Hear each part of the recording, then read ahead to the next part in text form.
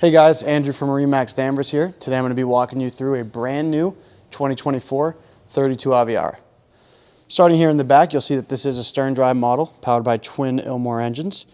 Because of that, you get a nice big swim platform when you're hanging out, swimming, jumping off, anything you want to do. Making our way in here, you're going to see our stadium seating, very innovative by Aviara. Pops up here, backrest pops up.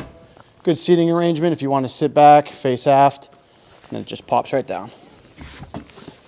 Making our way into the cockpit here, you'll see very deep seating, very accommodable U-shaped seating here with a table that has two different settings.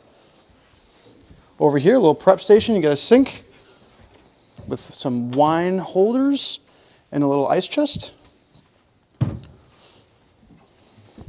Making our way forward, you're going to see we have a nice cooler here built in for all your cold drinks when you're out on the water, and as well here on the port side. Making our way up to the dash here. Very sleek look from Aviara. Nice steering wheel, built-in dash. We have our Simrad electronics, very easy to use. Get you anywhere you need to go. This boat is equipped with joystick, very easy around the docks. The boat is meant for offshore day boating that can accommodate, 10, 15 people.